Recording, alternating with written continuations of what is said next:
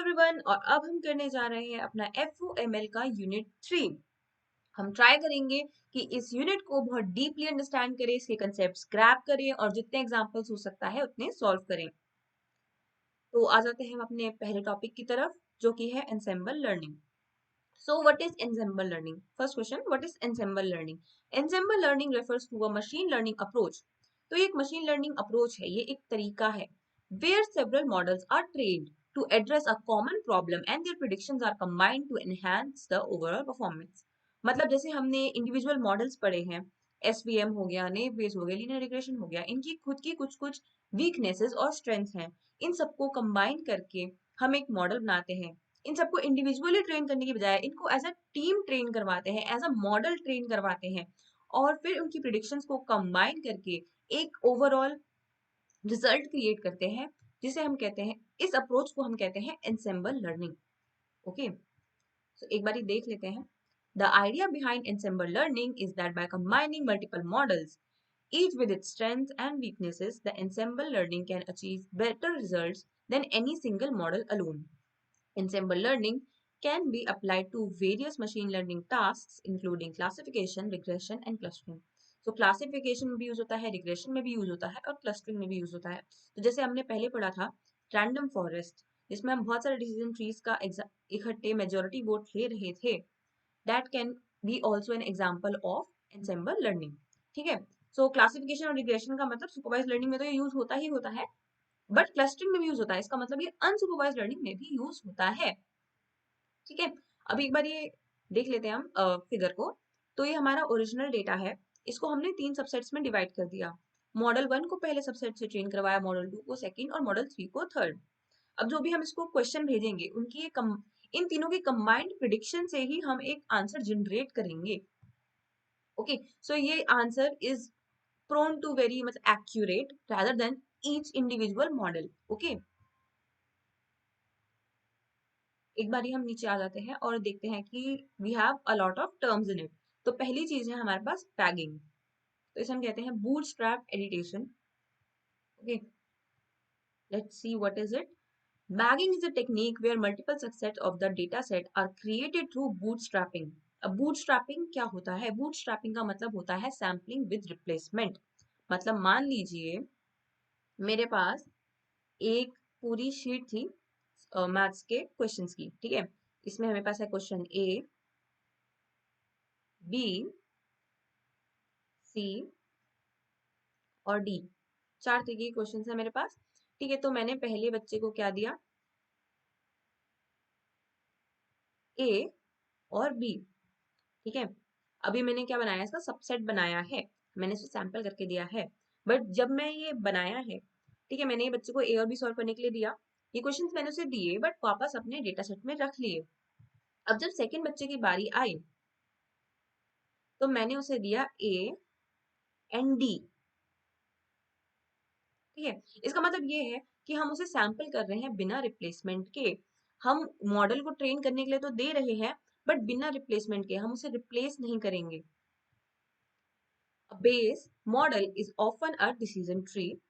ठीक है, देखो जैसे मैंने बोला था कि एंसेम्बल लर्निंग में we have decision trees, random forest is an example of ensemble learning, is train on each subset and final prediction is average for regression. जब भी हम रिग्रेशन की बात करेंगे तो हमें एक नंबर देना होता है, इसलिए हम सब नंबर्स का एवरेज ले लेते हैं।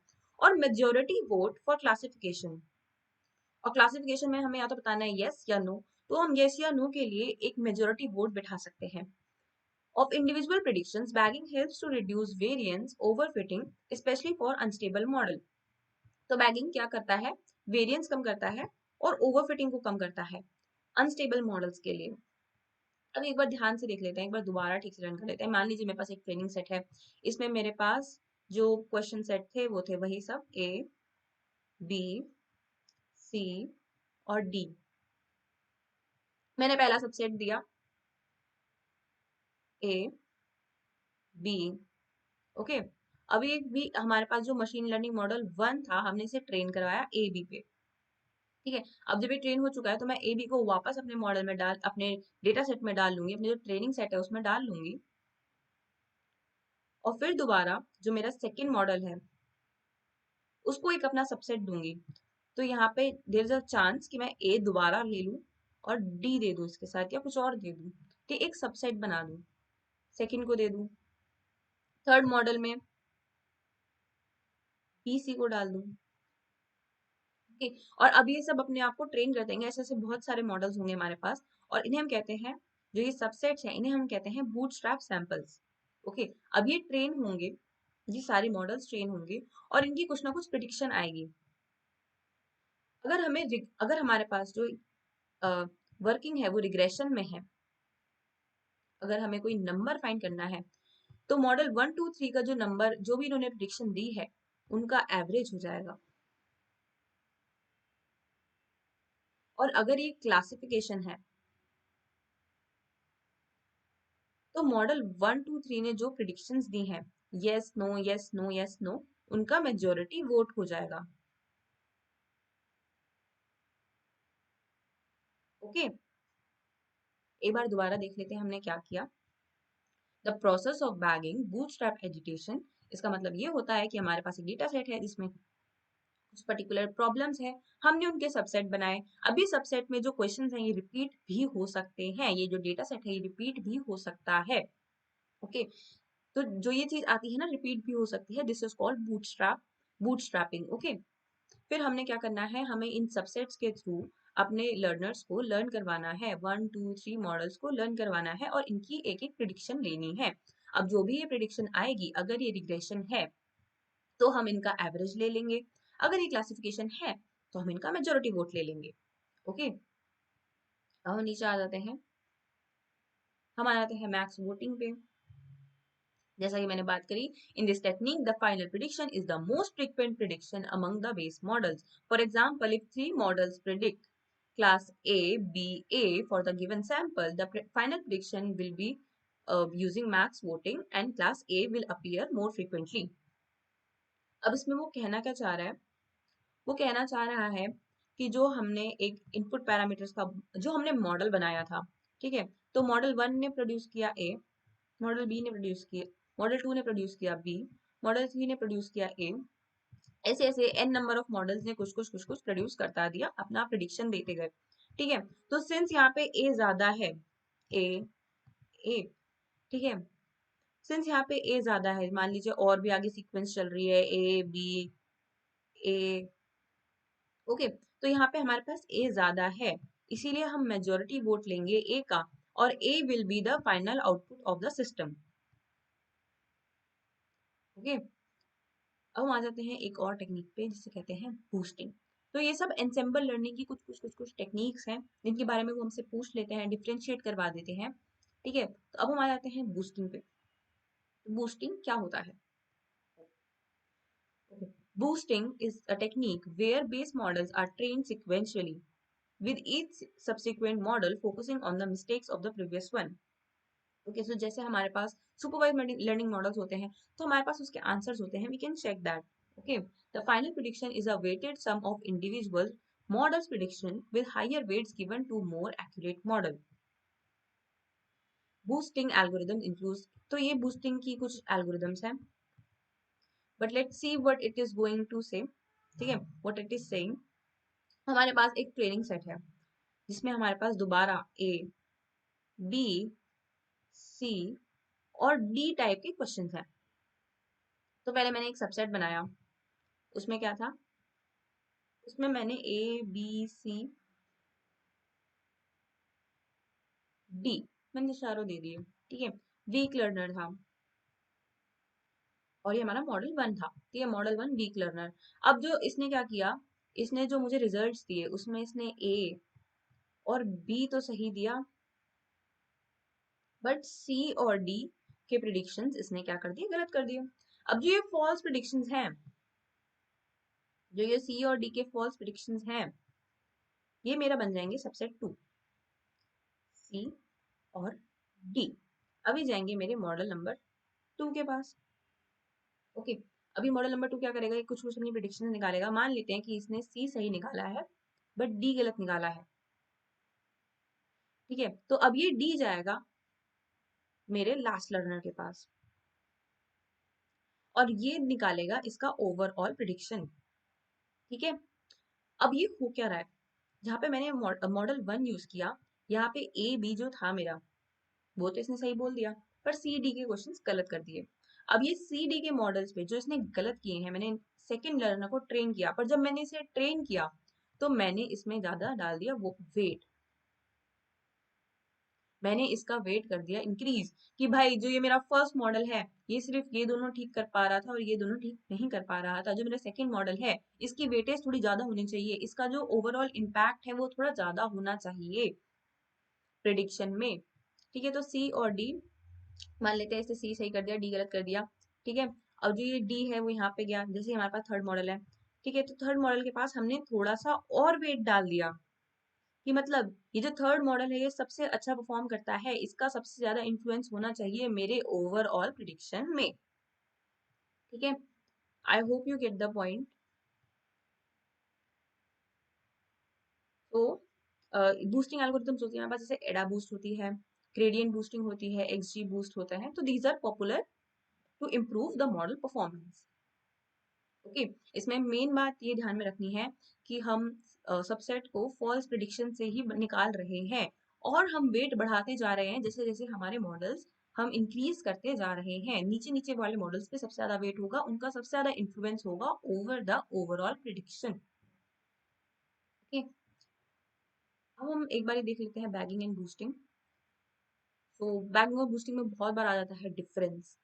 आई think we can do it, मतलब अब हमने दोनों की दोनों समझ लिए हैं, तो हम देख सकते हैं कि जो बैगिंग होती है ना वो पैरेलल में होती है, कि हमारे पास एक कंप्लीट डेटा सेट था, उसमें से हमने सबसेट 1 निकाला, उससे एक मॉडल ट्रेन किया, उससे ओवरऑल प्रिडिक्शन दी, फिर सबसेट 2 निकाला, उससे एक मॉडल ट्रेन किया, फिर ओवरऑल प्रिडिक्शन दी, सबसेट 3 निकाला, उससे एक मॉडल ट्रेन किया, फिर एक ओवरऑल प्रिडिक्शन दी। इसमें हम क्या कर सकते हैं, एवरेज ले सकते हैं या मेजॉरिटी वोट्स ले सकते हैं। और बूस्टिंग में हमने क्या किया कि हमने हमारे पास जो डेटा सेट था वो पूरा डेटा सेट हमने मॉडल 1 को दिया, फिर जो जो इसने फॉल्स प्रिडिक्शंस की उसका सबसेट हम उस फॉल्स प्रिडिक्शंस का डेटा सेट हमने मॉडल 2 को दिया, और फिर जो मॉडल 2 की जो फॉल्स प्रिडिक्शंस थी उसका डेटा सेट हमने मॉडल 3 को दिया, और उसके बाद हमने यहाँ पे वेट्स इंक्रीज करता गया।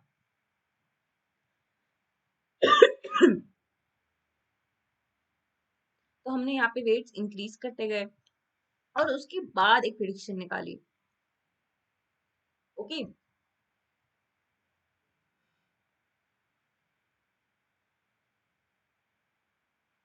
अब हम आ जाते हैं अपनी स्टैकिंग पे। तो ये भी एक एंसेंबल लर्निंग का पार्ट है।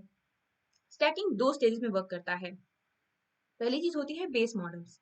तो train base multiple models on a training data, तो वो क्या करता है, मल्टीपल मॉडल्स को ट्रेनिंग डेटा पे ट्रेन करवाता है। दूसरा होता है हमारे पास meta model, train a secondary meta learner on the predictions based on the base predictions to make the final prediction. अब क्या है, हमारे पास ट्रेनिंग डेटा, डेटा सेट, ठीक है, हमने इसका एक सब्जेक्ट मॉडल 1 को दिया, मॉडल 2 3 4 मॉडल्स ट्रेन करे। अब हमने इन सब की प्रिडिक्शंस के साथ एक नया डेटा सेट बनाया,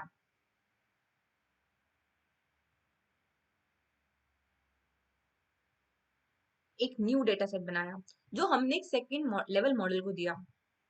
तो जनरली क्या होता है, ये जो सेकंड लेवल मॉडल होता है ना, ये इन सारे मॉडल से एक स्टेप ज्यादा होता है, एक बेटर मॉडल होता है, जैसे न्यूरल नेटवर्क्स होते हैं वो हमारे सारे मॉडल से, जैसे एसवीएम नेव बेस वगैरह से ज्यादा इंटेलिजेंट होते हैं, ज्यादा एडवांस होते हैं। तो ये जो सेकंड लेवल मॉडल है ये हमें इन सब की नए ट्रेनिंग डेटा के बेसिस पर एक एडवांस लेवल प्रिडिक्शन निकाल के देगा, और उसी को हम फाइनल प्रिडिक्शन मानेंगे। सो this is called stacking. Okay, तो यहाँ हो जाता है हमारा एंसेंबल लर्निंग खत्म। यहाँ पे हमने बहुत सारे टेक्निकल टर्म्स को देखा। मेनली जो हमारी सबसे ज्यादा इंपॉर्टेंट टर्म है वो है स्टैकिंग, क्योंकि स्टैकिंग में हमारे पास जो मॉडल्स होते हैं यहाँ पे सारे वीक लर्नर्स होते हैं, और ये जो हमारे पास होता है ये एक स्ट्रॉन्ग लर्नर होता है, ये एक स्ट्रॉन्ग मॉडल होता है।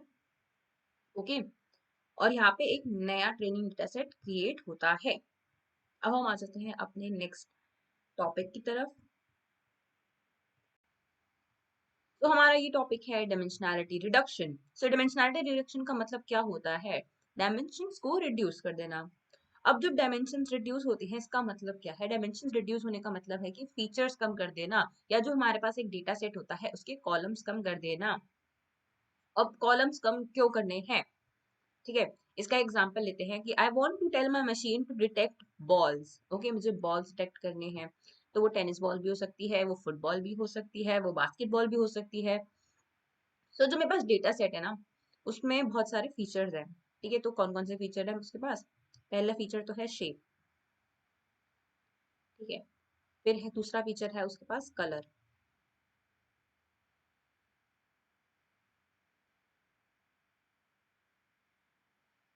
फिर तीसरा फीचर है edible, if it is edible और नॉट, क्या हम इसे खा सकते हैं या नहीं। तो obviously you can not eat balls. ठीक है,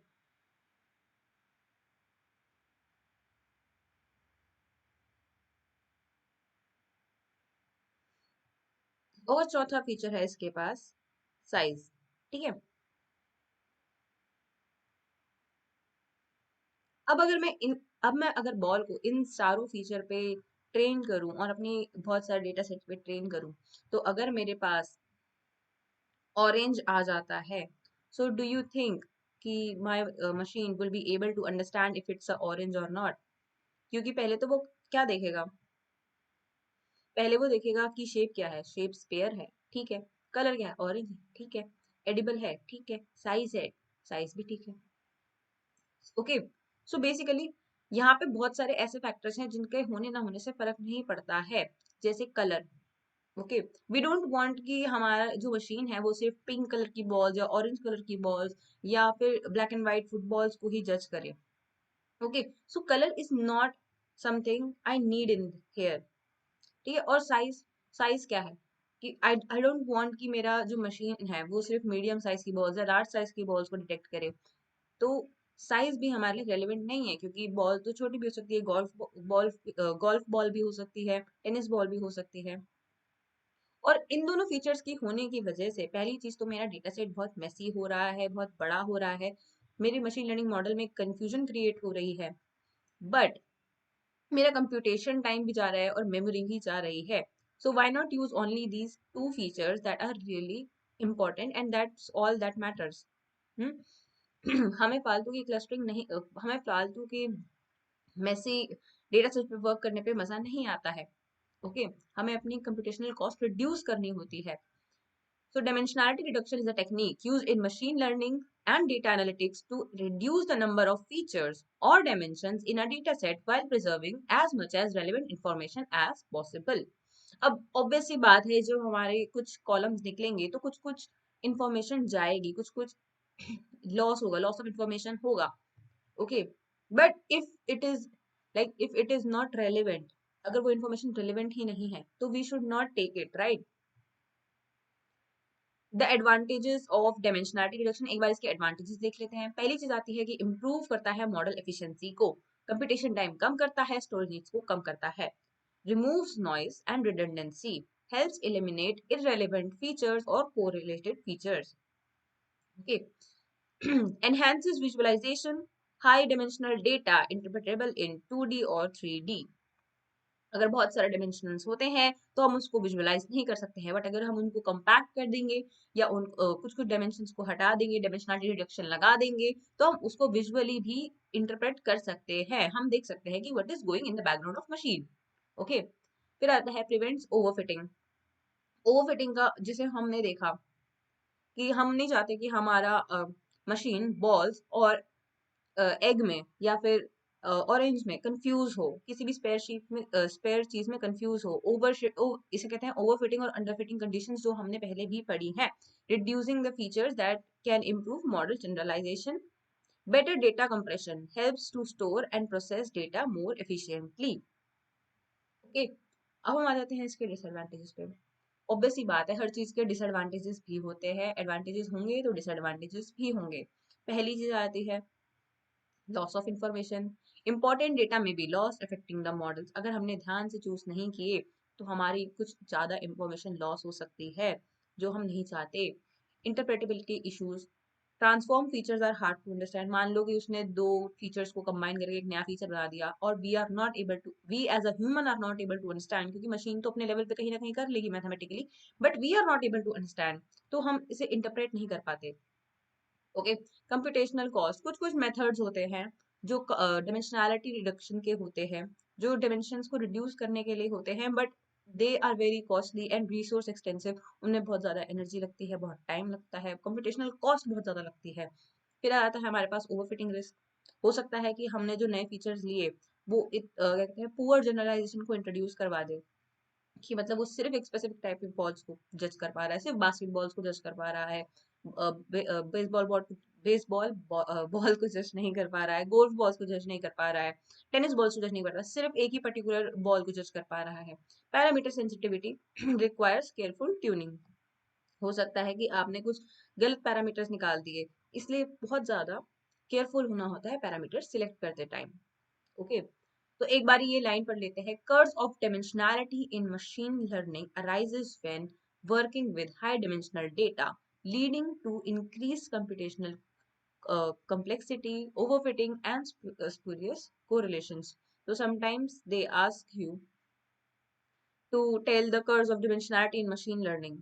तो वो बेसिकली ये कह रहा है कि जब हम हाई डिमेंशनल डेटा को यूज करते हैं तो बहुत ज्यादा कॉम्प्लेक्सिटी, कंप्यूटेशनल कॉम्प्लेक्सिटी, ओवरफिटिंग और स्प्यूरियस कोरिलेशंस का खतरा होता है।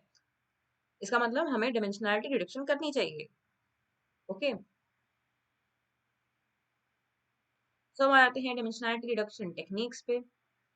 तो जो हमारे पास पहली टेक्निक है that is feature selection. Okay, choosing relevant features. तो रेलेवेंट फीचर्स चूज करने के हमारे पास तीन मेथड्स होते हैं, फिल्टर मेथड्स, रैपर मेथड्स और एम्बेडेड मेथड्स। ओके, तो हम आते हैं, ये हमारे पास फीचर सिलेक्शन के मेथड्स हैं, ठीक है। We choose the relevant features. Okay, तो ये चीज हमने अपने यूनिट 2 में पढ़ी थी। हम आ जाते हैं अपने नए वाले पे, फीचर एक्सट्रैक्शन।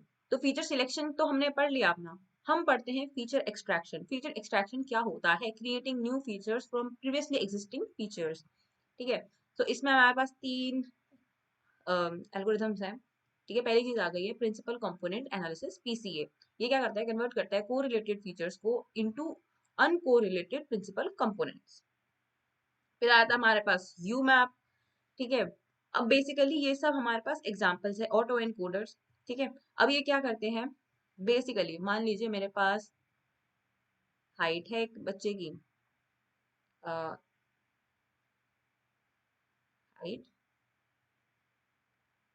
बॉडी मास और age. Wouldn't it be better कि मैं हाइट और बॉडी मास को मिलाकर बॉडी मास इंडेक्स बना दूं?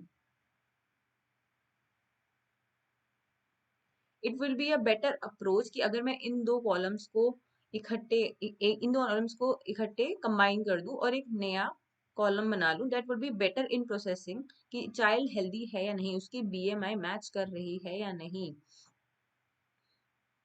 Right. So basically these are the features that allow us to combine them and will be used more accurately, ठीक है। हम उनको कंबाइन करके ज्यादा अच्छे से इंटरप्रेट कर सकते हैं, ठीक है। तो these are three examples that we need to remember.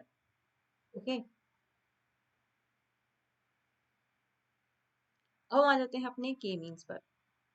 तो ये एक अनसुपरवाइज लर्निंग एल्गोरिदम है, ठीक है, ये बहुत पॉपुलर है। K means is a popular unsupervise machine learning algorithm used for clustering, clustering में यूज होती है। अब ये क्या करती है? बेसिकली के होता है हमारे पास एक वेरिएबल, और जितना हम इसको वेरिएबल इनपुट देंगे इतने क्लस्टर्स में ये कर देगा डिवाइड, कि ये चीजें सिमिलर हैं इनको कर दो इकट्ठा, ये चीजें सिमिलर हैं इनको कर दो इकट्ठा, और टोटल में कितने ग्रुप बनाएगा? के ग्रुप बनाएगा, जितना हम नंबर उसे फीड करेंगे। It works by partitioning data into K clusters where each data point belongs to the cluster with the nearest mean. अब इसमें मीन का क्या यूज है? एक बार इसके स्टेप्स देख लेते हैं, हमें थोड़ा और डिटेल में समझ में आ जाएगा। ठीक है। सो वर्किंग ऑफ के मीन्स, तो पहली चीज आती है चूज द के, decide the number of clusters you want. पहले बताएंगे कि हम कितने क्लस्टर चाहिए हमको, हमें 3 चाहिए, 4 चाहिए, 5 चाहिए, हम जितने बताए वो उतने क्लस्टर बना के देगा। ठीक है। और यही कभी कभार हमारी प्रॉब्लम हो जाती है कि ये हमसे क्लस्टर पूछता है, it asks for the cluster कि भाई बताओ कितने क्लस्टर दें। अगर ये कोई हाई डायमेंशनल डेटा है जिसमें 5 या 6 फीचर्स हैं एंड वी डोंट नो कितने क्लस्टर्स को एफिशिएंट वर्क करना चाहिए, so it can not decide by itself कि भाई मैं खुद से बता दूं तुझे कि ये 6 फीचर्स हैं, क्योंकि हम 6 डायमेंशनल चीजों को विजुअलाइज अच्छे से नहीं कर सकते। इसलिए it would be very very tedious for us to decide number of features, number of clusters. Okay, पहली चीज आती है कि पहले तो हम वर्किंग पे वापस आ जाते हैं अपनी। पहला पॉइंट है choose the number of clusters. ठीक है। सेकंड पॉइंट है इनिशियलाइज सेंट्रॉइड्स। अब हमें क्या करना है, रैंडमली सिलेक्ट करना है के points in the initial cluster. तो हमें इनिशियलाइज करना है अपने सेंट्रॉइड्स को। अब हम इनिशियलाइज कैसे करते हैं, सिंपल सी बात है, हम कोई भी 3 पॉइंट्स ले लेंगे रैंडमली एंड हम उन्हें बना देंगे अपना क्लस्टर सेंट्रॉइड्स। ओके, हम इन्हें बना चुके हैं सेंट्रॉइड्स। अब हम असाइन करेंगे क्लस्टर्स को, assign each data point to the closest centroid. अब हम क्या करेंगे, सारे स्टार्स का डिस्टेंस निकालेंगे with respect to these 3 centroids, और जिसमें इन तीनों में से जिसका भी सबसे कम होगा वो स्टार उसकी टीम को सिलेक्ट कर लेगा। ठीक है। फॉर एग्जाम्पल अगर हम ध्यान से देखें, अगर हम डिस्टेंस कैलकुलेट करें, तो ये सारे जो स्टार्स हैं इनका डिस्टेंस इस सेंट्रॉइड से सबसे ज्यादा कम होगा, तो हम इन सबको इसकी टीम में भेज देंगे। ठीक है। और जो ये वाला स्टार है उससे इन सब का सबसे ज्यादा कम होगा। ठीक है। तो ये हमारा बन गया है clusters. So this is clustering. हमने बना दिए हैं 3 क्लस्टर्स। अब हमें क्या करना है, अपडेट करना है सेंट्रॉइड को। Compute the mean of all at the point each centre of with each cluster and set it as centroids. अब हमें क्या करना है, अब हमें करना है न्यू मीन बनाना है। ठीक है। अब हम क्या करेंगे, एक एक क्लस्टर लेंगे। पहले हमने ये वाला क्लस्टर ले लिया, इन सबके पोजीशंस का एक मीन कैलकुलेट करना है। तो इन सबकी पोजीशंस का मीन अराउंड आया यहाँ। ठीक है, दिस इज फॉर एग्जांपल। और इन सबकी पोजीशंस का आया अराउंड यहाँ,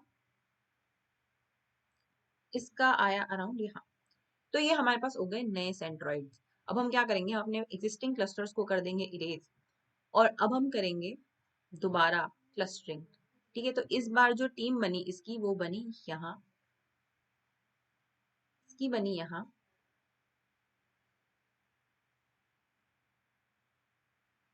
ओके, और इसकी बनी यहाँ।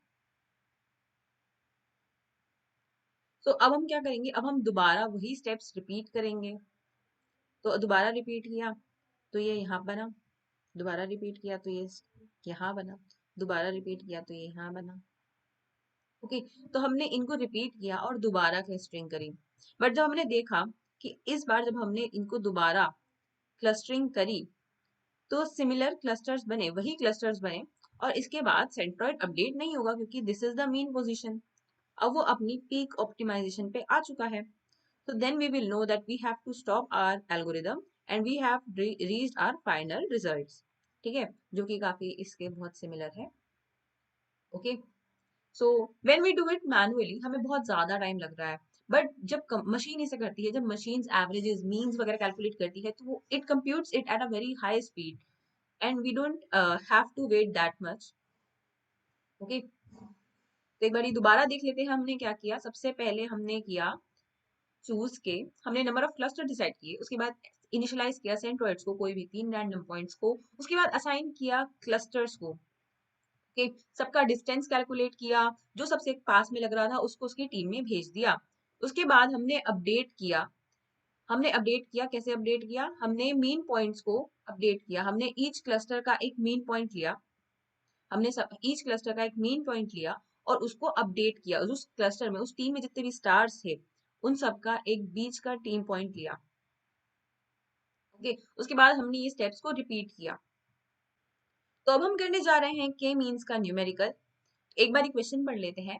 Apply K is equals to 2 means algorithm over the data up to 2 iterations Show the clusters initially, choose the first two objects as the initial centroids. तो अब ये क्वेश्चन दो तरीके से आ सकता है कि पहले तो हमें आइट्रेशंस बता दे, जैसे इसने बता दिया है कि 2 आइट्रेशंस, और वो दूसरी जो हमें नहीं बताएगी, आइट्रेशंस नहीं है हमारे पास। ओके, दूसरे क्वेश्चन जिसमें हमारे पास आइट्रेशन नहीं, तो सबसे पहले हम अपने आप इसको सॉल्व करेंगे विद नो आइट्रेशन। ठीक है, पहले हम देखेंगे कि जब बिना आइट्रेशन के सॉल्व करना होता है तो कैसे करना होता है। सबसे पहले हम क्या करेंगे, जितना भी हमारे पास ये डेटा है ये हम इसे प्लॉट कर लेंगे एक्स और वाई की टर्म्स में, और नंबर दे देंगे इसे 1 2 3 4, तो ये इंस्टांस बोलो या पॉइंट बोलो। ठीक है, हमने सबसे पहले इसे प्लॉट कर दिया है एक्स कोऑर्डिनेट्स और वाई कोऑर्डिनेट्स को। और अब हम क्या करेंगे, हमने सबसे पहले किया है given that the number of clusters created k is equals to 2, तो सबसे पहले हम क्या करेंगे 1 और 2, अपने पहले दो इंस्टेंसेस को ही हम अपना सेंट्रॉइड 1 और सेंट्रॉइड 2 बना देंगे। ओके, तो हमारा पहला इंस्टेंस बन गया है सेंट्रॉइड 1 और सेकंड बन गया है सेंट्रॉइड 2। अब हम क्या करेंगे, अपने थर्ड पॉइंट की डिस्टेंस कैलकुलेट करेंगे फर्स्ट के साथ और सेकंड के साथ। ठीक है, तो सेंट्रॉइड 1 और सेंट्रॉइड 2 के साथ हम डिस्टेंस कैलकुलेट करेंगे अपने पॉइंट 3 का। तो ये हमारे पास पॉइंट 3 है, और हमने यूक्लिडियन डिस्टेंस निकाल दिया ये डिस्टेंस। तो हमारा C1 का और C1 का और पॉइंट 3 का डिस्टेंस आ रहा है √433, और C2 का और 3 का आ रहा है √20। So we can see कि this distance is larger than the second one. Okay, so data belongs to the second one. Okay, क्योंकि हम हमेशा नियरेस्ट वाले को देखते हैं जिसका डिस्टेंस सबसे कम होगा। तो अब हम कह सकते हैं कि जो ये C2 है उसके ग्रुप में कौन आ गया है, पॉइंट 3 आ गया है, और C1 का ग्रुप कितना है, अकेला है। ओके, अब हम क्या करेंगे, हम निकालेंगे नया सेंट्रॉइड। ठीक है, अब जो हमने देखा कि C2 और C3 थर्ड पॉइंट आ गया है इकट्ठे, तो अब हम इसका एक नया सेंट्रॉइड कैलकुलेट करेंगे। ओके, तो C23 कैलकुलेट करेंगे हम, जो कि होगा इनका नया सेंट्रॉइड, और कैसे होगा, इनका एवरेज निकाल के कैलकुलेट करेंगे। x प्लस ये जो x है इन दोनों का सम कर देंगे, डिवाइड बाय 2 कर देंगे, और y वैल्यूज को सम कर देंगे, डिवाइड बाय 2 कर देंगे, और एक नया सेंट्रॉइड बनाएंगे। तो यहाँ पे हमने एक नया सेंट्रॉइड बनाया। ठीक है, सेंट्रॉइड C2, और सेंट्रॉइड C2 की अपडेटेड वैल्यू है हमारे पास 169,58। ओके, अब हमारे पास जो जो हमारे सेंट्रॉइड्स हैं वो हैं C1 185,72 पुराना वाला, और C2 नया वाला। ठीक है, सिमिलरली हम क्या करेंगे, फोर्थ फिफ्थ और सिक्स्थ पॉइंट के साथ कैलकुलेट करेंगे। अब जैसे हम देख लेते हैं, फॉर इंस्टेंस 4 की वैल्यू है 179,68। अब हम क्या करेंगे, अब हम डिस्टेंस निकालेंगे। तो सबसे पहले हमने डिस्टेंस निकाला, आया √52 और √200, तो हम चूज करेंगे √52 को। It is clearly it is nearer to C1। ठीक है, अब जो ये हमारा फोर्थ इंस्टांस है वो हमारे 185,72 के क्लोज है। ठीक है, तो ये आ गया हमारा C1 की टीम में, और अब हम कैलकुलेट करेंगे अपना नया C1 उसी प्रोसेस से। ये दोनों का x प्लस कर देंगे डिवाइड बाय 2, दोनों का y प्लस कर देंगे डिवाइड बाय 2, और हमारे पास आ गया नया C1। ऐसे करते करते हम इंस्टांस 6 तक करेंगे, और हमारे पास आ जाएंगे हमारे दो सेंट्रॉइड C1 और C2। उसके बाद उन सब का डिस्टेंस निकालेंगे और उनको डिस्टेंस वाइज क्लस्टर कर देंगे। एक बार दोबारा दोबारा देखते हैं कि हमने क्या किया। हमने पहले अपने स्टार्टिंग के इंस्टांस 1 और इंस्टांस 2 को बना दिया अपना सेंट्रॉइड 1 और सेंट्रॉइड 2। ठीक है, फिर अपने थर्ड इंस्टांस की वैल्यू कैलकुलेट करी, डिस्टेंस कैलकुलेट किया अपने दोनों C1 C2 के साथ। ठीक है, डिस्टेंस में हमें पता चला कि ये नियरर है टू C2, तो C2 और थर्ड पॉइंट एक नया पॉइंट बनाएंगे, एक नया सेंट्रॉइड बनाएंगे। Okay, so this method is basically helpful when हमें आइट्रेशंस नहीं दी होती, क्योंकि वी डोंट नो कि कितनी आइट्रेशंस लगेंगी, और वो आइट्रेशंस बढ़ती ही चली जाएंगी। इसीलिए बेटर है कि हम नया नया centroid side by side calculate करते रहें। ठीक है, इससे हमारे पास ये फायदा होगा कि हम सिक्स पॉइंट को जब हम कैलकुलेट करेंगे तो हमारे पास डेफिनेटली C1 और C2 आ जाएंगे, और न्यू C1 और C2 के साथ हम बड़े आराम से क्लस्टर कर सकते हैं कि कौन सा क्लस्टर कौन सा पॉइंट किस क्लस्टर में जाएगा। ठीक है, अब सेकंड अप्रोच है हमारी, जब हमें आइटरेशंस गिवन होते हैं। जब हमें आइटरेशंस गिवन होते हैं तो हमने क्या किया, हमने पहला पॉइंट C1 और C2 को दोबारा बना दिया अपना C1 C2 सेंट्रोइड। इस मेथड में हमें आइटरेशन दिए हैं और आइटरेशन की वैल्यू क्या थी, आइटरेशन की वैल्यू थी हमारे पास 2। ठीक है, अब हम क्या करेंगे, डिस्टेंस कैलकुलेट करेंगे। तो सबसे पहला डिस्टेंस हमने C1 के साथ डिस्टेंस कैलकुलेट किया और C2 के साथ डिस्टेंस कैलकुलेट किया सारे पॉइंट्स का। ठीक है, और उनको एक एक क्लस्टर असाइन कर दिया, C1 C2 C2 C1 C1 C1। ठीक है, तो क्योंकि यहाँ पे जिसका डिस्टेंस कम होगा उसमें वो असाइन कर दिया जाएगा। ओके, तो ये हमारी होगी पहली आइटरेशन। यहाँ पे मैं लिख देती हूँ I is equals to 1। Okay, तो हमने यहाँ पे क्या कर दी, क्लस्टरिंग कर दी, जिसमें हमारे पास C2 में 2 और C1 में 4 आ गए। अब हमने क्या किया, क्लस्टर्स आफ्टर वन आइटरेशन 1। ठीक है, यहाँ पे C1 क्लस्टर निकाल दिया और यहाँ पे C2 क्लस्टर निकाल दिया। अब हम रिकैलकुलेट करेंगे सेंट्रॉइड्स को, तो सबका मीन लेंगे। यहाँ पे C1 में हमारे पास चार पॉइंट्स थे, तो हमने सबका x प्लस किया और डिवाइड बाय 4 किया। ठीक है, हमने सबका y प्लस किया डिवाइड बाय 4 किया और नए सेंट्रॉइड पॉइंट्स निकाल लिए C1। और फिर C2 में हमारे पास 2 ही पॉइंट्स थे, तो हमने क्या किया, सबका x प्लस किया डिवाइड बाय 2 किया, सबका y प्लस किया डिवाइड बाय 2 किया, तो सबका मीन निकाल लिया और C2 की वैल्यू निकाल ली। अब हमारे पास एक नया C1 और एक नया C2 आ गया है। अब हम परफॉर्म करेंगे आइट्रेशन 2। ठीक है, तो आइट्रेशन 2 में हमने वही सेम चीज, वो हमकी सारे पॉइंट्स लिखे, C1 और C2 के साथ डिस्टेंस कैलकुलेट किया और उसके बाद दोबारा क्लस्टर असाइन किए, और ये जो हमारे फाइनल क्लस्टर्स हैं आफ्टर आइट्रेशन 2।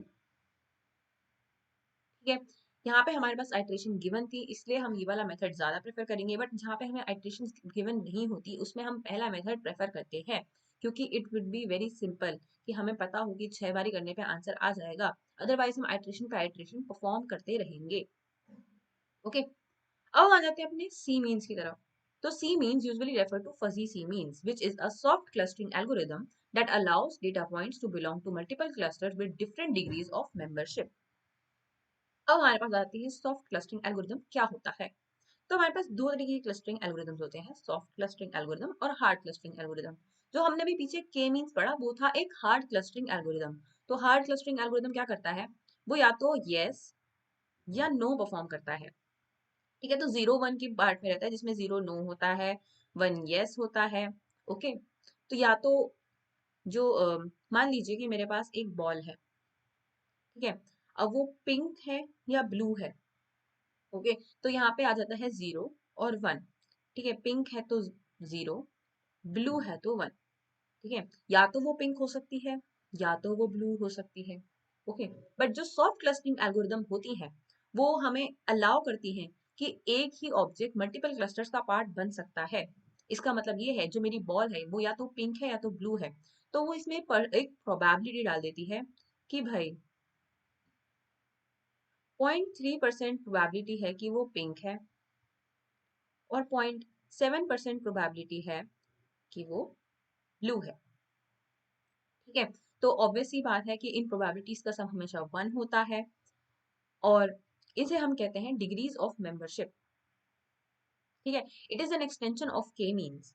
सी मीन्स जो है वो एक्सटेंशन ऑफ के मीन्स है, but instead of hard assignments कि मतलब एक प्रॉपर प्रॉपर बताना कि ये यस या no, it allows FM assigns probabilities to each point for belonging to different clusters। ये प्रोबेबिलिटी बताती है। फॉर एग्जाम्पल, जो हमारे ये पॉइंट्स हैं ये क्लस्टर 1 में बिलोंग करते हैं, क्लस्टर 2 में, तो इसकी क्या प्रोबेबिलिटी है कि क्लस्टर 1 में बिलोंग करता है, ये है 0.8, और 2 की क्या है 0.2। इन दोनों को प्लस करके हमेशा 1 आएगा, इन प्रोबेबिलिटीज को प्लस करके हमेशा 1 आएगा। Okay, so fuzzy C means क्या करता है, this allows us to be a little bit flexible कि भाई एक डेटा पॉइंट 2 क्लस्टर्स का या 3 क्लस्टर्स का या 2 से ज्यादा क्लस्टर्स का इकट्ठे पार्ट हो सकता है with different degrees of membership. With degrees of membership क्या है यहाँ पे, प्रोबेबिलिटी। ठीक है, अब हम आगे चलते हैं। हम आ गए हैं अपने हायरार्किकल क्लस्टरिंग पे। तो हायरार्किकल क्लस्टरिंग एक टेक्निक है, okay, used to group similar data points together based on the similarity creating a hierarchy or a tree like structure। कौन कितने सिमिलर हैं वो इसको एक हायरार्किकल फॉर्म में रिप्रेजेंट करता है। अब इसमें भी दो टाइप्स होता है हमारे पास, एग्लोमेरेटिव क्लस्टरिंग और डिविसिव क्लस्टरिंग। ठीक है, तो अभी तक हमने इतनी सारी क्लस्टरिंग एल्गोरिदम्स पढ़ी। इसमें हायर तो सबसे पहले हमने पढ़ी के मीन्स, जो कि है एक हार्ड क्लस्टरिंग एल्गोरिदम जो बताती है 0 1 और ये मीन्स पे चलती है। फिर आया हमारे पास फजी सी मीन्स जो कि के मीन्स का एक एक्सटेंशन है, बट ये क्या करता है, ये प्रोबेबिलिटी असाइन करता है टू समथिंग। और ये है, अब आ गई है हमारे पास हायरार्किकल क्लस्टरिंग। अब ये एक हायरार्की असाइन करती है कि कौन कितना ज्यादा क्लस्टर्ड है, किससे है, कितना सिमिलर है। ओके, ये क्रिएट करता है एक क्लस्टर्ड हायरार्की या फिर ट्री लाइक स्ट्रक्चर। अब हम आगे देख लेते हैं, इसके दो टाइप्स होते हैं, एग्लोमरेटिव क्लस्टरिंग और डिविसिव क्लस्टरिंग। अभी इनको भी ध्यान से पढ़ लेते हैं। सो एग्लोमरेटिव मेथड क्या होता है?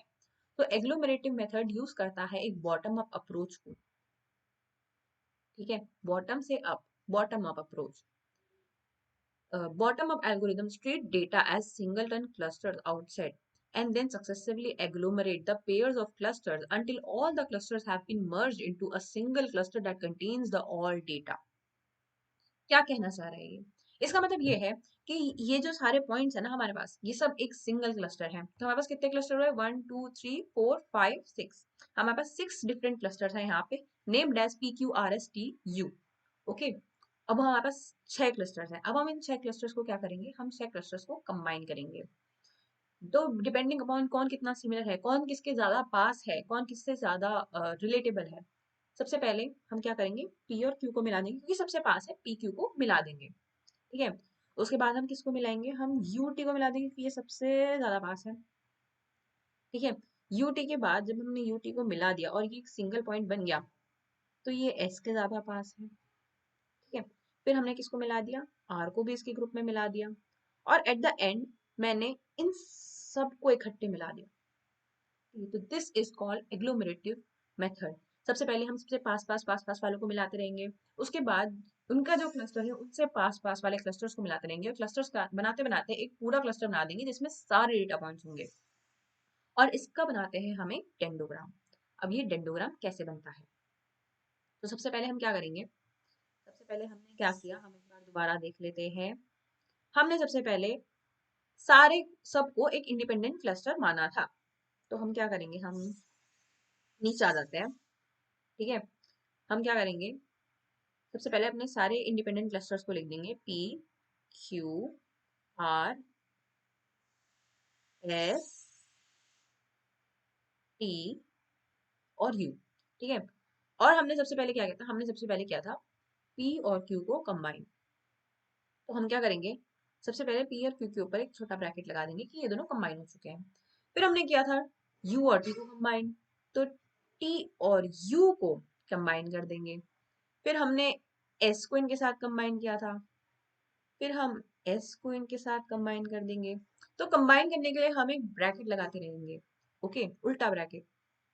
फिर हमने आर को इनके साथ कंबाइन किया था, तो हम आर को लगा देंगे, और फिर हमने टोटली इन सबको इकट्ठे कंबाइन कर दिया था, तो इसके क्लस्टर को हम इसके साथ कंबाइन कर देंगे। अरे कहाँ चला गया, ठीक है, एक काम करते हैं, इसको रफ करते हैं और दोबारा बनाते हैं, इन दोनों को इकट्ठे कंबाइन कर देंगे।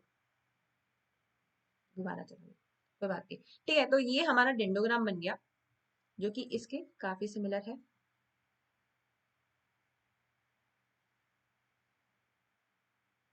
ओके, सो ऐसे हम बनाते हैं डेंडोग्राम। बट अब आ जाता है हमें न्यूमेरिकल। ठीक है, हमें बहुत बार न्यूमेरिकल आते हैं इस पे, और एक बार ही पढ़ लेते हैं कैसे सॉल्व करते हैं। न्यूमेरिकल क्लस्टरिंग, सबसे पहले हमें मिल गए हैं कुछ डेटा पॉइंट्स। ठीक है, अब हम क्या करेंगे, दोबारा यूक्लिडियन डिस्टेंस लगाएंगे और उनका एक मैट्रिक्स बनाएंगे। ठीक है, डिस्टेंस मैट्रिक्स ऐसे। ठीक है, यहाँ पे ए से ए का डिस्टेंस कितना है 0, ए से बी का डिस्टेंस कितना है, ए से सी का डिस्टेंस कितना है, ए से डी का डिस्टेंस कितना है, ए से ई, ए से एफ। ठीक है, और ऐसे एक 2D मैट्रिक्स बना देंगे, वेरी सिंपल। ओके, तो हमें कैलकुलेटर ले जाना चाहिए। FOML के, क्योंकि बहुत सारे न्यूमेरिकल्स आ सकते हैं और कई न्यूमेरिकल्स में बहुत टाइम लग सकता है अगर हम अपने आप से ही इसे करने बैठेंगे तो। ठीक है, तो सबसे पहले हम क्या करेंगे, सबको as an individual data point रखेंगे। ठीक है, तो ये सबसे पहले सब इंडिविजुअल है। अब हमें क्या करना है, अब हमें क्लस्टरिंग करनी है। मैंने बोलता ना सबसे जो दो सबसे पास होंगे उनको मिला देंगे। ठीक है, तो यहाँ पे मैंने देखा कि ए और बी पास में है। ठीक है, मगर बी और सी भी उतना ही पास में है अगर हम ध्यान से देखें तो। ये देखो, ये देखो। तो अभी इनको साइड में रखते हैं थोड़ी देर के लिए। और कौन कौन पास में है, डी और सी पास में है, सबसे पास में है डी और सी। ठीक है जी, और कौन कौन पास में है, ई और एफ 1.4। ठीक है, तो सबसे पास में ये दो हैं। अब हम क्या करेंगे, इनको कंबाइन कर देंगे, सी और डी को कंबाइन कर देंगे और ई और एफ को कंबाइन कर देंगे। ठीक है, और हमने क्या किया, from above points we can combine C and D and E and F as clusters and we will name them C, D and E, F respectively। ठीक है, C, D और E, F को respectively। ठीक है, अब हम क्या करेंगे, अब हम बनाएंगे एक नया डेटा सेट। ठीक है, अब हम डेटा सेट में क्या करेंगे, जैसे हमारे पास हमने इन दोनों को कंबाइन किया, तो इन जब हम इन दोनों कॉलम्स को कंबाइन कर रहे होंगे तो इन दोनों का हम इकट्ठे लिखेंगे और सबसे क्लोजेस्ट डिस्टेंस लेंगे। जैसे ए से हमारे पास दो डिस्टेंसेस हैं 4.4 और 5, तो हम क्या लेंगे 4.4। बी से हमारे पास दो डिस्टेंसेस हैं तो हम ये वाला लेंगे। सी से हमारे पास दो डिस्टेंसेस हैं, तो सी तो खैर हमारा मर्ज ही हो गया, डी भी हमारा मर्ज हो गया। ठीक है, ई से हमारे पास दो डिस्टेंस है, हम ये वाला लेंगे। एफ से हमारे पास दो डिस्टेंस है, हम ये वाला लेंगे। सबसे कम कम वाला डिस्टेंस हम लेते रहेंगे। Same with E and F. ठीक है, अब हम क्या करेंगे, अब हम देखते हैं एक बारी सी और डी का जो सबसे कम डिस्टेंस है वो हमारा बैठ रहा है बी के साथ। ठीक है, और ई और एफ का सबसे कम डिस्टेंस हमारा बैठ रहा है डी के साथ। ओके, एक बार नीचे आ जाते हैं। ठीक है, now we will calculate the minimum distance. You will observe that cluster A is closest to B, cluster B is closest to A as well as CD। A और C का क्योंकि इक्वल था तो A और CD का भी equal होगा distance, और E और F is closest to CD। ठीक है, अब क्योंकि हमारे पास ए और ए चॉइस है, क्योंकि हमारे पास ए और बी क्लोज है और सिमिलरली ए और सी डी भी क्लोज है, बी और सी डी भी क्लोज है, तो हम इनमें से कोई भी चूज कर सकते हैं। डेंडोग्राम जो बनेगा आपकी चॉइस पे डिपेंड करेगा कि आपने किसे चूज किया है। बट अभी के लिए जैसे हम चल रहे हैं तो हम क्या करेंगे, हम बी को सी डी के साथ कंबाइन कर देंगे। यहाँ पे नोट करने वाली बात है, ऊपर आ जाते हैं, कि जो ए और बी का डिस्टेंस है वो भी सेम है और बी और सी डी का जो डिस्टेंस है वो भी सेम है। तो आप ए को बी के साथ भी कंबाइन कर सकते हैं पहले, बट यहाँ मैंने क्या किया है, यहाँ मैंने बी और सी डी को कंबाइन किया है। आपका डेंडोग्राम उसी प्रकार बनेगा जिस प्रोसेस में, जिस सीक्वेंस में आप उनको कंबाइन करोगे। ठीक है, and you have to give the reason कि भाई ये इसके सबसे क्लोज था तो आई कंबाइन दिस। ठीक है, तो यहाँ मैंने क्या किया, बी और सी डी को कंबाइन करके नया क्लस्टर बना लिया बी सी डी। इसके बाद बी सी डी का सेम डिस्टेंस है ए से और ई एफ से, तो मैंने क्या किया, पहले बी सी डी को ई एफ के साथ मर्ज कर दिया, B C D E F बना दिया, और फिर मैंने लास्ट में ए को मर्ज किया। तो क्योंकि मैंने लास्ट में ए को मर्ज किया तो उसका डेंडोग्राम भी ऐसा ही कुछ बनेगा कि पहले मैंने सी डी और ई एफ को मर्ज किया, उसके बाद मैंने बी को सी डी में मर्ज किया और ई एफ को उसके बाद मर्ज किया, और फिर लास्ट में एट द एंड ए को मर्ज किया। तो this will be my diagram and your diagram may differ from my diagram of dendrogram, but you have to give the reason for it. ठीक है, and that is completely fine. फिर हम आते हैं अपने नेक्स्ट पार्ट पे, hierarchical divisive clustering. ठीक है, तो इसे हम कहते हैं टॉप डाउन अप्रोच। जैसे हमने पढ़ी थी बॉटम अप, इसे अब पढ़ेंगे हम टॉप डाउन। अब ये क्या करता है, top down clustering methods requires a method for splitting the clusters that contains the whole data and proceeds by splitting the clusters recursively until individual data has been split into singleton clusters। अब जैसे हमने पहले देखा था कि हम छोटी छोटी इंडिविजुअल क्लस्टर्स को कंबाइन करके एक बहुत बड़ा क्लस्टर बना रहे थे, सिमिलरली हम यहाँ पे क्या करेंगे, हम एक बहुत बड़े क्लस्टर को छोटे छोटे पार्ट्स में डिवाइड करेंगे और उन्हें सिंगलटन क्लस्टर्स बनाएंगे। तो जैसे हम उसमें सबसे नियरेस्ट वालों को कंबाइन कर रहे थे, इसमें हम सबसे दूर वालों को अलग अलग करेंगे, जिनका डिस्टेंस सबसे ज्यादा होगा उनको अलग अलग करते रहेंगे और छोटा छोटा बनाते रहेंगे और लास्ट में हमारे पास आ जाएंगे singleton clusters. Okay, so this is divisive clustering, और इसमें और एग्लोमरेटिव में आ जाता है डिस्टेंस डिफरेंस। ओके, अब हम आ गए हैं अपने एसोसिएशन रूल पर। सो एसोसिएशन रूल क्या होता है? Okay, so association rule mining is a technique in data mining for discovering interesting relations, frequent patterns, associations or correlations between variables in large data set. तो एसोसिएशन रूल कुछ भी नहीं है, एक टेक्निक है जिसके थ्रू हम डिस्कवर करते हैं इंटरेस्टिंग रिलेशंस को, पैटर्न्स को, एसोसिएशंस को, कोरिलेशंस को, कि आपस में हमारे वेरिएबल्स किस तरह कनेक्टेड हैं। ओके, और ये यूज होता है मार्केट बास्केट एनालिसिस में। The typical example is market basket analysis. अब मैं कहीं अब मैं जाती हूँ किसी शॉपिंग मॉल में। ओके, मैं वहां पे किसी भी मान लीजिए I I went to Reliance Fresh, ठीक है, वहां पे बहुत सारे फ्रूट्स इकट्ठे रखे हुए हैं, वेजिटेबल्स इकट्ठे रखे हुए हैं। तो मुझे कैसे पता, जब मेरा कोई भी कस्टमर आता है, जब मैं वहां जाती हूँ, तो आई वांट कि जो मेरी चीजें हैं वो मुझे इकट्ठे एक जगह मिल जाए, मुझे पूरा पूरा घूमने की जरूरत ना पड़े। ओके, सो अब पता कैसे चलेगा कि कौन सी चीजें साथ में रखनी है? तो उसके लिए हम करते हैं मार्केट बेस्ड एनालिसिस, या मार्केट बास्केट एनालिसिस भी कहते हैं इसको।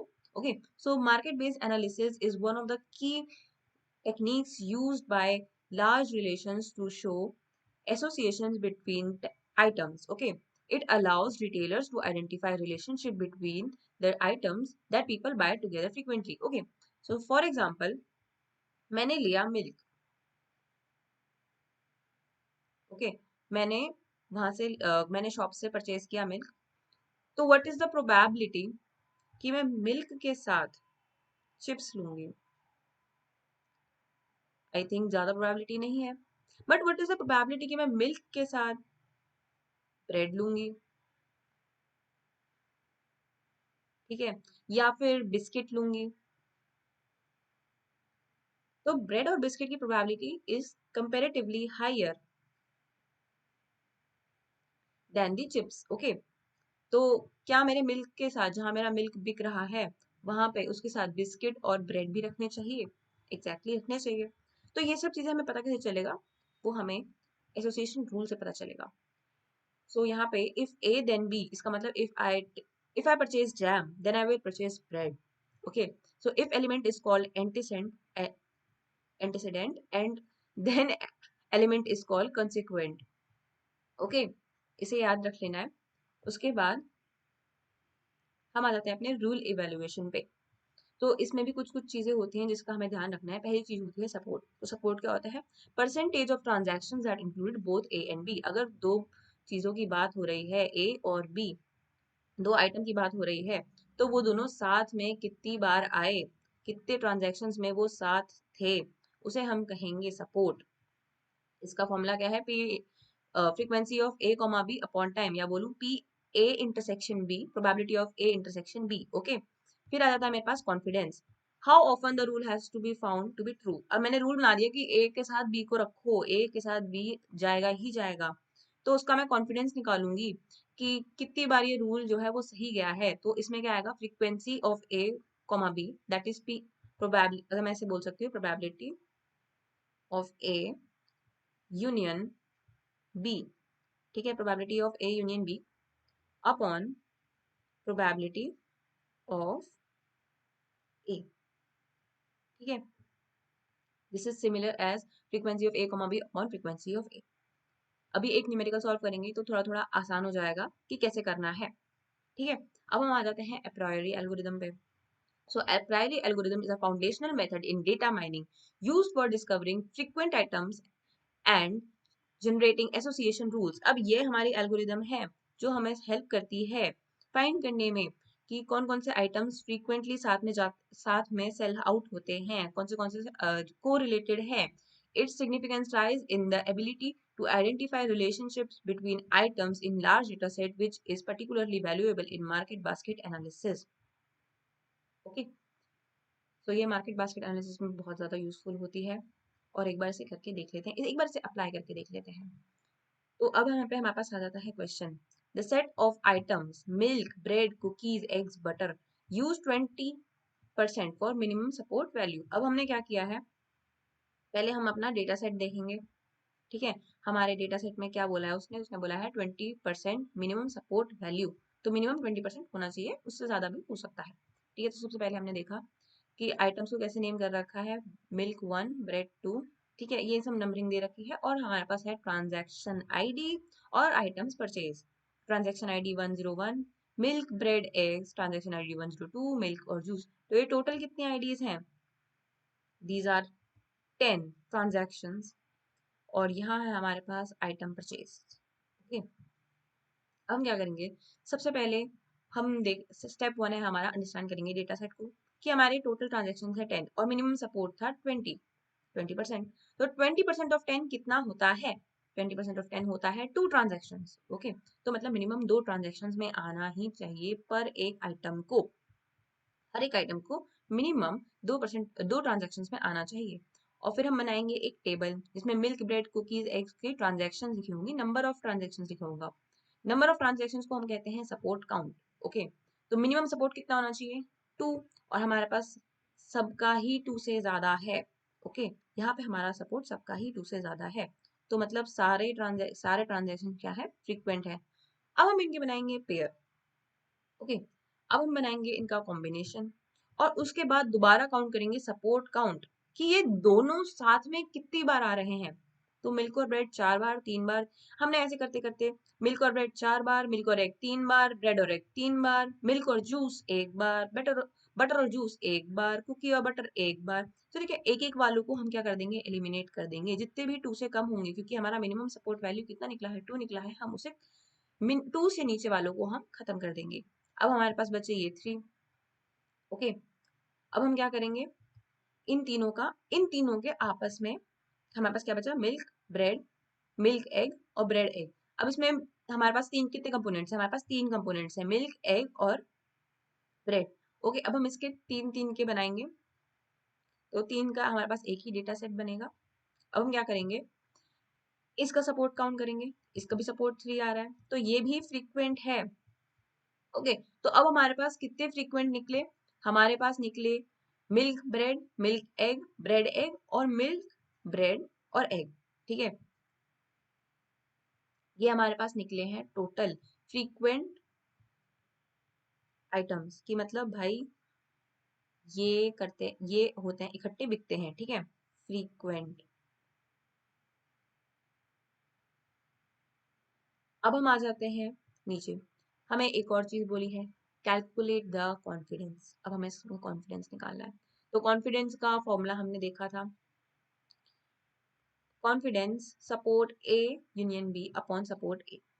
ठीक है, अब हम क्या करेंगे, पहले हम देखेंगे rules from milk bread and egg. ठीक है, we can generate several association rule from these 3 sets. ठीक है, सबसे पहले हमने अपना वो जो 3 वाला सेट था वो लिया, जिसमें हमारे पास तीनों चीजें इकट्ठे आ रही थी। अब हमें कैलकुलेट करना है कि अगर कोई इंसान मिल्क और ब्रेड लेता है तो वो एग भी लेगा। ठीक है, इसका हमें कॉन्फिडेंस निकालना है। तो सपोर्ट क्या था, मिल्क ब्रेड और एग का 3 हमने ऊपर कैलकुलेट किया था, और सपोर्ट क्या है, मिल्क और ब्रेड का 4। ओके, तो 3/4 कर देंगे और आया हमारे पास कॉन्फिडेंस 75%। ठीक है, हमारे पास कॉन्फिडेंस आया 75%। अब हमने दूसरा रूल निकाला कि मिल्क और एग इकट्ठे परचेज हो रहे हैं तो ब्रेड परचेज होगी, इसका क्या, what is the probability, okay what is the confidence. Okay, तो सपोर्ट आया मिल्क एग और ब्रेड का 3, और सपोर्ट आया मिल्क और एग का 3। तो सबसे पहले हमें तीनों का सपोर्ट निकालना है। ठीक है, जैसे हम कहेंगे टोटल सपोर्ट जितने भी हैं, और फिर हमें निकालना है जो इफ वाला पार्ट था, जो एंटीसीडेंट का, उसका सपोर्ट, और फिर उन दोनों को कर देना डिवाइड। तो यहाँ पे आया हमारे पास 3/3 100% कॉन्फिडेंस, तो ये रूल हमारा क्या होगा, अप्लाई होगा। ठीक है, क्योंकि इसमें 100% कॉन्फिडेंस आ गया है। फिर हमें रूल बोलता है ब्रेड और एग है इकट्ठे और मिल्क चाहिए। ठीक है, ब्रेड और एग इकट्ठे बिकेंगे और फिर उसके बाद मिल्क बिकेगा, इसकी क्या प्रोबेबिलिटी है। तो सपोर्ट मिल्क, तो सपोर्ट पहले तो तीनों का सपोर्ट निकालेंगे। ठीक है, फिर इफ वाले पार्ट का सपोर्ट निकालेंगे, इफ वाले पार्ट का सपोर्ट भी 3 है। ठीक है, फिर हम उसे डिवाइड कर देंगे, कॉन्फिडेंस निकालेंगे, इसका भी 100% आ गया, तो ये भी हमारा एक रूल सेट हो जाएगा। उसके बाद हमने एक एक करके लेना स्टार्ट कर दिया है। ठीक है। अब मैं बोल रही हूँ कि जो मेरा मिल्क है, मिल्क बिक रहा है, तो मेरे ब्रेड और एग भी बिकेंगे। तो सपोर्ट निकालेंगे, पहले तीनों का सपोर्ट आएगा 3, सपोर्ट ऑफ मिल्क इज 5, फिर डिवाइड किया तो आ गया 60%, तो ये हमारा रूल नहीं बनेगा। ओके, क्योंकि हमारे पास ऊपर 75% वाला भी था जो नहीं बना, और हमारे पास दो 100% वाले भी आ गए। सिमिलरली हम करेंगे ब्रेड, ब्रेड है तो मिल्क और एग कितना होगा, ये भी नहीं बनेगा क्योंकि ये भी 75% आ गया। फिर एग है तो मिल्क और ब्रेड कितना होगा, ये भी 75% आ गया, तो ये भी नहीं बनेगा। ओके, फिर हम इसको ऐसे टेबुलर फॉर्म में रिप्रेजेंट कर सकते हैं। तो जो हमारे 100% वाले हैं, ये हमारे रूल बन जाएंगे। Okay,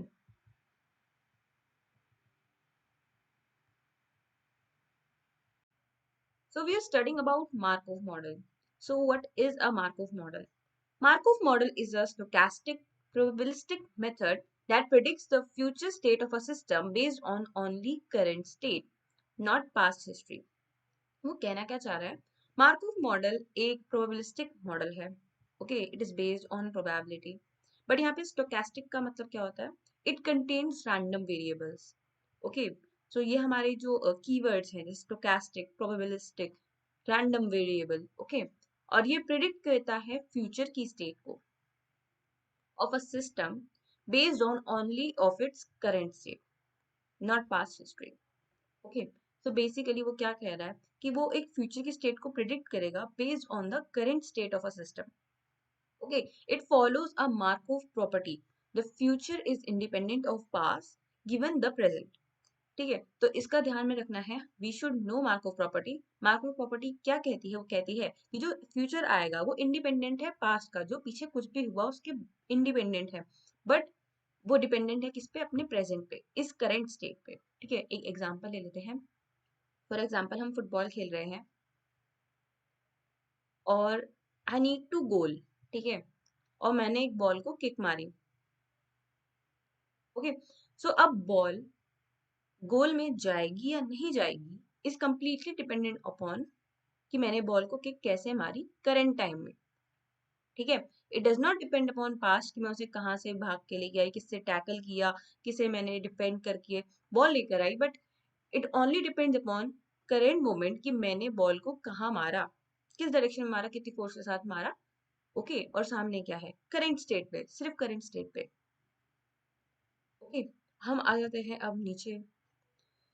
so key types of Markov model are.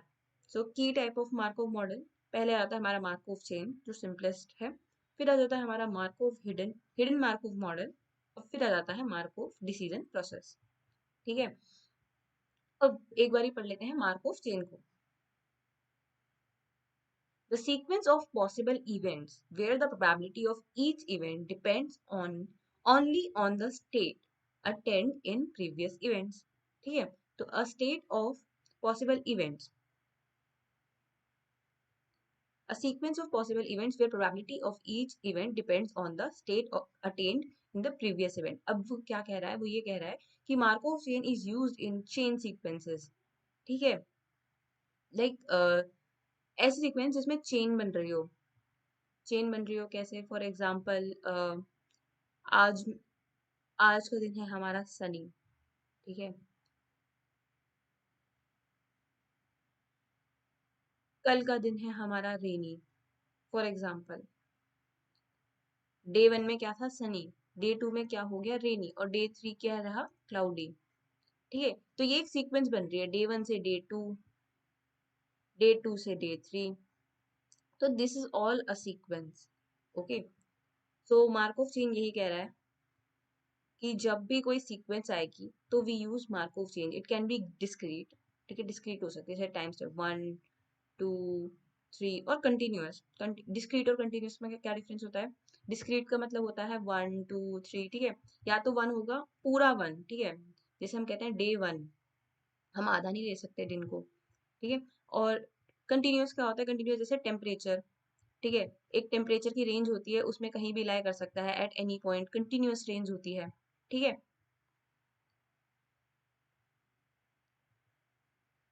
Represented using a transition matrix. तो इसे ट्रांजिशन मैट्रिक्स से रिप्रेजेंट करते हैं, where Each entry gives the probability of moving from one state to another.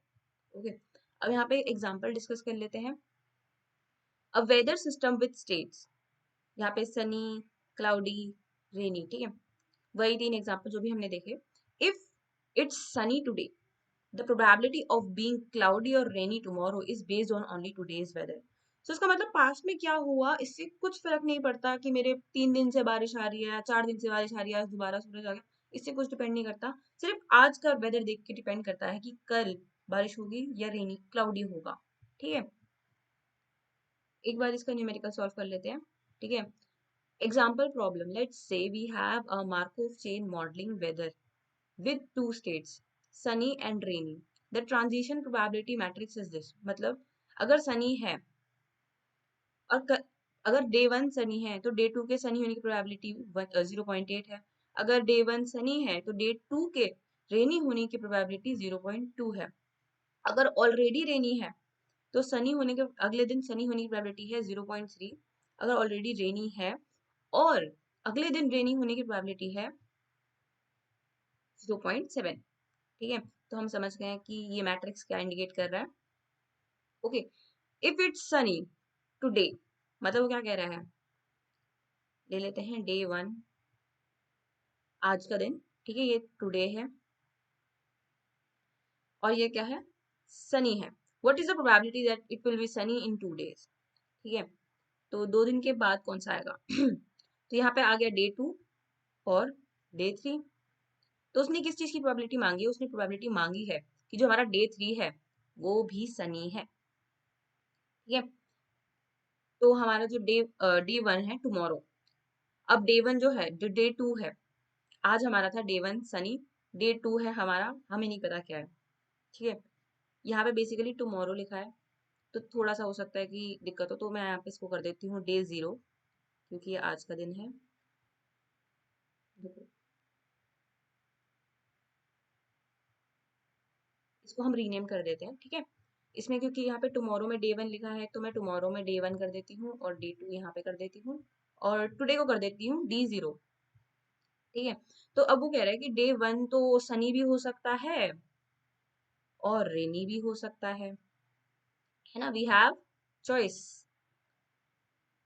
तो क्या प्रोबेबिलिटी डे 2, तो क्या हो रहा है, वो बोल रहा है कि जो डे 1 है वो बेस्ड ऑन है डे 0 पर. Day 1 is dependent on day 0 और day 2 is dependent upon day 1. क्योंकि ये मार्कोव चेन है, इसमें हमारे पास सीक्वेंशियल डेटा है. तो अब हम क्या करेंगे, तो केस 1 है हमारा कि tomorrow is a sunny day. ठीक है, हम ये वाले केस पे पहले बात करेंगे. तो ये वाला केस कैसे आएगा, अगर हमारे पास सनी डे है और अगला दिन भी हमें सनी चाहिए तो इसकी प्रोबेबिलिटी क्या है 0.8.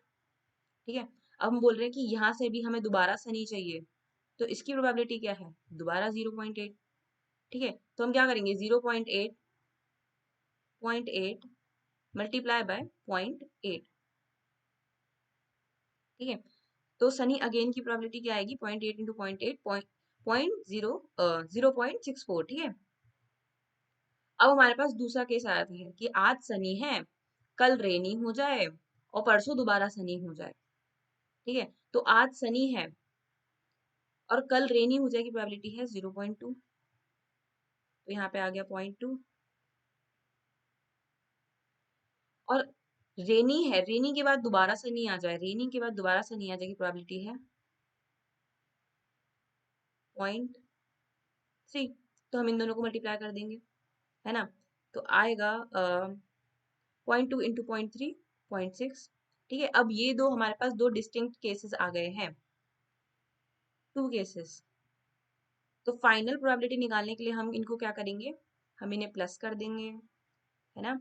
तो इन दोनों को प्लस करके हमारे पास आंसर क्या आया 0.7. तो what is the probability of day 2 be sunny, that is 0.7. एक बार दोबारा देख लेते हैं हमने क्या किया. सबसे पहले उसने हमें बोला कि आज का जो दिन है, जो टुडे का डे है वो है सनी. जो आज का डे है, जो डे 0 है वो है सनी और जो डे 2 है, जो 2 दिन बाद का दिन है वो है सनी, वो है सनी. ठीक है, अब बताओ कि इसकी प्रोबेबिलिटी क्या होगी. तो जो हमारा डे 2 है वो हमारा डिपेंड करेगा डे 1 पे, और जो डे 1 है वो डिपेंड करेगा हमारा टुडे पे। ठीक है, तो हमारा टुडे है सनी, और डे 1 हो सकता है सनी और रेनी दोनों। तो पहले हमने बात करी सनी की, तो अगर हमारा डे 1 सनी है, सनी से सनी का ट्रांजिशन प्रोबेबिलिटी कितनी है? 0.8, 0.8। ठीक है, तो यहाँ पे हमने लिख दिया 0.8। ठीक है, अब सनी से दोबारा सनी की ट्रांजिशन प्रोबेबिलिटी कितनी है? 0.8। तो यहाँ पे हमने मल्टीप्लाई कर दिया 0.8 और 0.8 को, जिससे हमारा आंसर आया 0.64। ठीक है, बट अगर हमारा डे 1 रेनी हो जाता तो क्या होता? तो सनी से रेनी की प्रोबेबिलिटी कितनी, ट्रांजिशन प्रोबेबिलिटी कितनी है? सनी से रेनी की ट्रांजिशन प्रोबेबिलिटी है 0.2। तो हम क्या करते हैं? 0.2। और फिर रेनी से दोबारा सनी जाने की प्रोबेबिलिटी कितनी है? रेनी से दोबारा सनी जाने की प्रोबेबिलिटी है 0.3। अब हम इन दोनों को मल्टीप्लाई कर देंगे,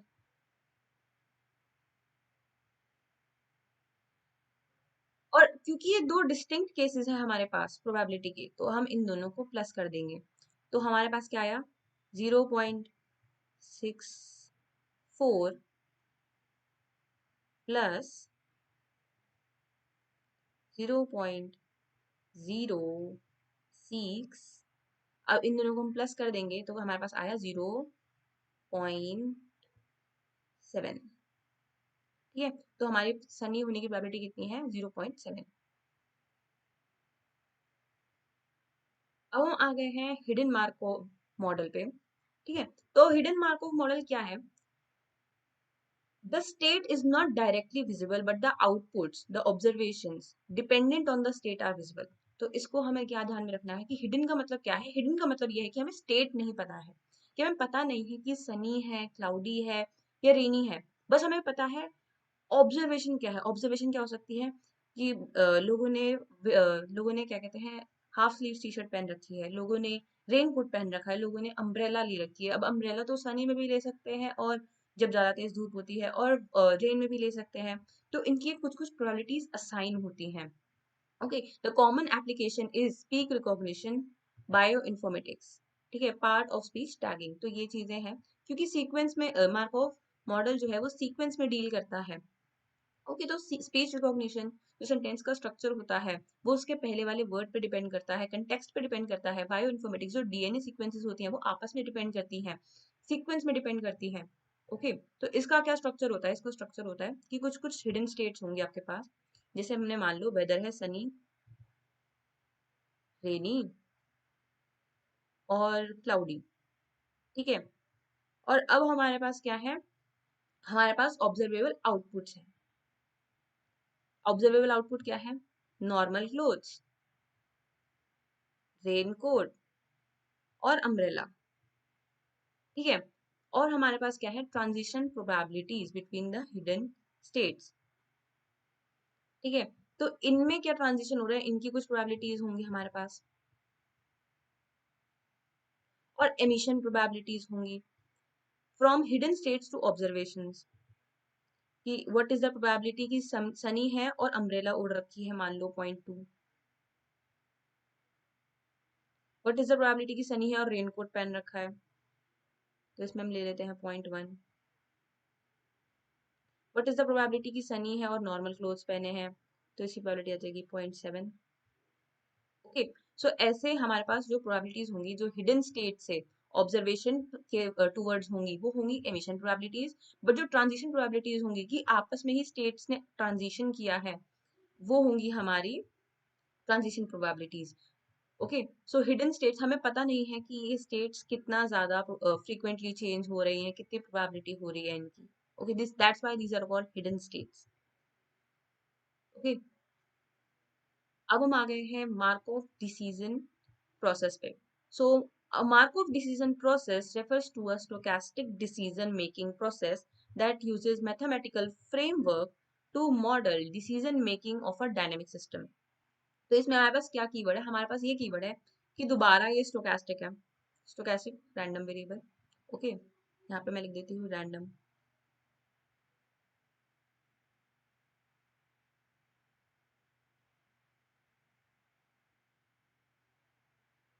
ठीक है, फिर हम आ जाते हैं making process that uses a mathematical framework. तो एक मैथमेटिकल फ्रेमवर्क यूज करता है, मतलब ये प्रोबेबिलिटी यूज करेगा ही करेगा to model decision making of a dynamic system. तो यहाँ पे डायनामिक सिस्टम का मतलब क्या है? डायनामिक सिस्टम मतलब जो चेंज होते रहते हैं, ओके, जो बहुत जल्दी चेंज हो जाता है, that's why it is called dynamic system. ठीक है, अब यहाँ पे आ जाएगा it is used in scenarios where results are either random. ठीक है, तो रिजल्ट्स आइदर रैंडम है और controlled by a decision maker. So याद करो कि हम डिसीजन कहाँ मेक करते हैं, हम रीइंफोर्समेंट लर्निंग में करते हैं। तो रीइंफोर्समेंट लर्निंग में यूज होता है हमारा markup decision process, okay, which makes sequential decisions over time, जो सीक्वेंस में डिसीजन बनाता है। MDPs evaluate which action the decision maker should take considering the current state and environment of the system. So ये वही चीज है, हमारा reinforcement learning का पार्ट है, जहाँ पे एक डिसीजन मेकर एमडी पहले क्या एमडीपीज क्या करेंगे, ये प्रोसेस है, ये इवेलुएट करेंगे हमारे एक्शंस को, डिसीजन मेकर के एक्शन को। ठीक है, कंसिडरिंग द करंट स्टेट, अपनी करंट स्टेट और अपने एनवायरनमेंट के बिहेवियर को देख के सिस्टम की। ठीक है, तो जो रीइंफोर्समेंट लर्निंग में जो सॉफ्टवेयर होगा, जो डिसीजन मेकर होगा, वो एमडीपी का यूज करेगा ताकि वो इवेलुएट कर सके कि मेरे एक्शंस क्या होंगे और मेरी करंट स्टेट पे क्या क्या फर्क पड़ेगा, मेरे एनवायरनमेंट पे इसका क्या फर्क पड़ेगा। ओके,